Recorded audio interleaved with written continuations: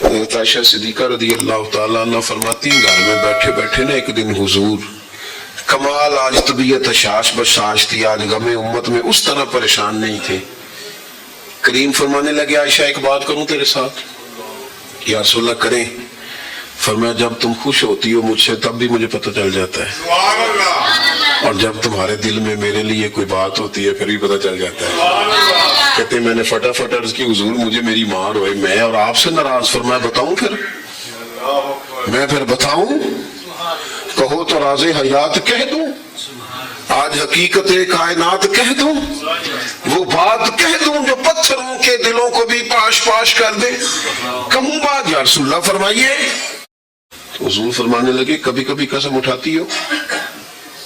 حضور اٹھاتی ہوں. فرمایا جب تم مجھ سے خوش ہوتی ہو تو کہتی ہو مجھے رب محمد کی قسم صلی اللہ علیہ وسلم، اور جب تمہارے دل میں کوئی بات ہوتی ہے تو پھر کہتی ہو مجھے رب ابراہیم کی قسم، حضرت ابراہیم کے نام سے. سیدہ فرماتی ہیں لوگوں میں منہ سے ہنس رہی تھی آنکھوں سے رو رہی تھی. میں نے کہا حضور آپ اتنا خیال رکھتے ہیں جذبات کا، احساسات کا، کوئی بولتا کیا ہے سوچتا کیا ہے کہاں تک جاتا ہے. یہاں تک کریم کا خیال ہے، اپنی روٹی کی فکر ہے، بس میرے کپڑے استری ہونی چاہیے، میرا جوتا ٹھیک ہونا چاہیے، مجھے کوئی تنگ نہ کرے، میری کوئی نیند خراب نہ، بس اپنا ہی خیال. یہ تو خود غرضی ہے. تو کیا کسی کی خراب نہ ہو بس میری ہو، سارا گھر سکون سے سوئے، میں جو حاضر ہوں. اور جو مخدوم بنتے ہیں رب ان پر فضل کرتا، جو خادم بنتے ہیں رب بڑا فضل فرماتا ہے ان پر. ہمارا مزاج ہی نہیں، طبیعت ہی نہیں، ہمیں بابا میں نے کوئی نہ تنگ کرے. آپ باہر رہے اپنی زندگی میں دوسروں کا احساس کریں، تھوڑا خیال کریں. آپ نے ناراض نہیں ہونا. امیروں نے مہنگی مہنگی شادیاں کر کے غریبوں کی بیٹیوں کو پریشان کر دیا. مہنگے میرج ہال، مہنگے جہیز، مہنگے گہنے، مہنگی چیزیں. ماڑے دیتی اپنے باپ میں پوچھتی ہے واری کا دوامنی. سیدہ فاطمہ الزہرا نے سونے کے کنگن یا سونے کا گہنا پہنا تھا تو حضور ناراض ہو گئے ظاہری طور پر.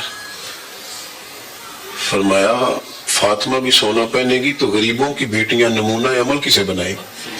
یا رسول اللہ جب ساری کائنات کے لیے جائز ہے تو پھر ان کو منع کیوں؟ فرمایا اس لیے کہ ان کا نام لے کے تو غریبوں نے تسلی کرنی ہے. آپ میری بات کو سمجھے، یہ مفہوم ہے اس بات کا، معنی ہے اس بات کا.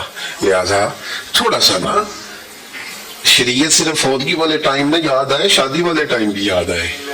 ہاں ہاں اللہ رسول صرف دکھوں کا رشتہ ہے. فوتگی کو ہو گئے تو مولوی بلا لو، اور منگنی آئے تو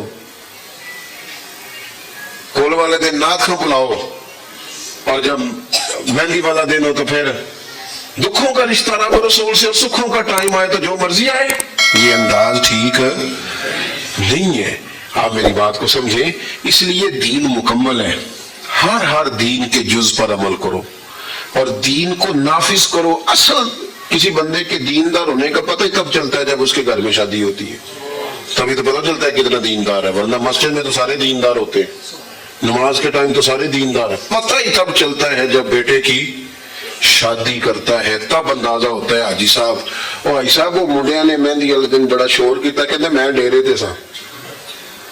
تو ہمیں سارا پتہ ہے کیوں دھوکہ دے رہے ہو؟ اللہ نو معاذ اللہ. اپنے آپ کو کس کو دھوکہ دے رہے ہو؟ سب پتہ ہے، سب. ساری زندگی برادری کے لیے، قبیلے کے لیے، علاقے کے لیے کھڑے ہو کے گزاری ہے. کبھی رسول اللہ کے دین کے لیے بھی کھڑا ہونا سیکھو. کو میں کوئی خیر شری کام نہیں ہونے دوں گا، یہ میرے نبی سے پیار ہے. یہ بھی کبھی کر کے دیکھو. کوئی نہیں ہونے دوں گا، سوال نہیں پیدا ہوتا. آخری بات یہ عرض کرنی ہے آپ سے.